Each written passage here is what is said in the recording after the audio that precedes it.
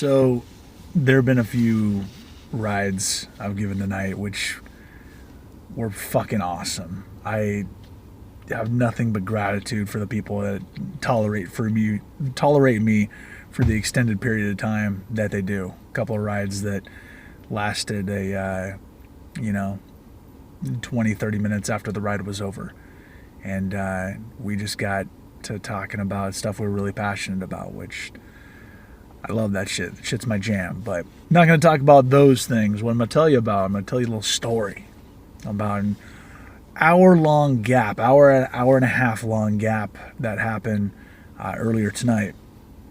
I got a cluster headache, which it's the first time it's happened in quite a while, and it totally caught me by surprise. I was driving and I was talking to these people. We were talking about, I don't want to say religion. No, we were talking about gun laws. And I was trying to say the word weapon. And I kept saying welcome. I was thinking of the word weapon. I was trying to say the word weapon. And I was saying welcome. And I was like, hold up, I've been here before. I've felt this before. I've done this before. This is a problem. What does this mean? And they were asking me, they were like, oh, are you drunk? You must be drunk or high. You can't talk. And I was like, ha ha ha. Fucking hell, in my head, I'm like, this is a fucking problem, asshole. This ain't funny. So then after I dropped them off, we were fortunately pretty close to dropping them off. As soon as I drop them off, I get the Excedrin out of my glove compartment and drop a couple Excedrin, which that tends to be, if I hit that soon enough, then I don't get the pain of a cluster headache. It's still, the pain eventually came a little bit. My vision getting fucked up, that happened. I still had to drive home, so that was really fucking with me so the best that I can try to explain what happens to my vision when I get a cluster headache is when you see things, right? You see them with your eyes, and then you use your mind to be like, oh yeah, that's that building that's that building that's always on that corner. I know what that place is. Oh, that's my favorite drive-through, right? That's how you kind of process things. When I get cluster headaches, it happens in reverse. I'm like, I know there's a building on that corner, and then my eyes have to figure out to make sure that it's actually there. It's a fucking mind fuck. It sucks. It's really messed up, and it's scary. I almost my eyes were tearing up because I was fucking terrified. Shit. When you're on the road, it's fucking Halloween night, or a lot of people celebrate Halloween tonight, and it's just crazy. So vision was getting all fucked up. It felt like there was another element that was going off, but I was scared. So I went home after that. We got something to eat, hoping that the Excedrin would kick in.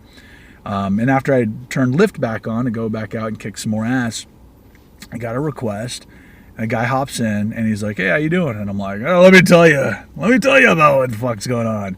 And I told him about the cluster headache, and I was like, I hope this isn't like scaring you, but it did fuck with my eyes. I feel okay now, but let me know, if I do something. And it was, really weird saying this. It was like, let me know if I fucking do something that's fucked up, so I know I did something that was fucked up. Let me know if I'm, swerving or some shit. And I was like, I tried to emphasize, I'm like, I know how fucked up that sounds because I'm your driver. I should know what the fuck I'm doing. But I was just like, hey, help me out if you can. You shouldn't need to. I feel okay. I'm just letting you know. So we start driving. And this is the thing. This whole video has been leading up to this moment, fam. I've been working you up to this moment right here. This guy pulls up behind me while we're going along on the freeway, like 50 miles an hour. It's like a 45 mile an hour zone. And in Washington, I know, like Southern California, if you're not doing 20 miles an hour above the speed limit, you're fucking holding up traffic. So that's, in Washington, it's a bit different. You go basically the speed limit, a little bit faster than the speed limit. It's not the same as Southern California. It was a 3-lane highway, but the rightmost lane was a bus lane. And this guy comes up behind me, and he's like high beaming me and like speeding up and like, tailgating me and backing off, tailgating me, backing off. And I turn to the guy who's riding with me and I'm like, hey, so that the whole spiel I gave you about tell me if I fuck up, is there something I'm missing here? Because this guy's all over my fucking ass. What's going on? And he's like, nah, I don't know anything you're doing fucking wrong. You seem like I don't know what his fucking problem is. He must just be crazy. And I was like, all right. So I slowed down a bit because there was a guy right next to me. So he had no way to get around us. So I slowed down a bit, which I knew was going to fucking piss him off. But I'm like, bigger picture. Slow down a bit, give him the opportunity to get around me. So he speeds up like a fucking asshole, cuts around me. By the way, it's raining. It's been fucking storming all night long in Washington. And he speeds, he gets around me, and then he like tailgates the fuck out of the other guy in the other lane.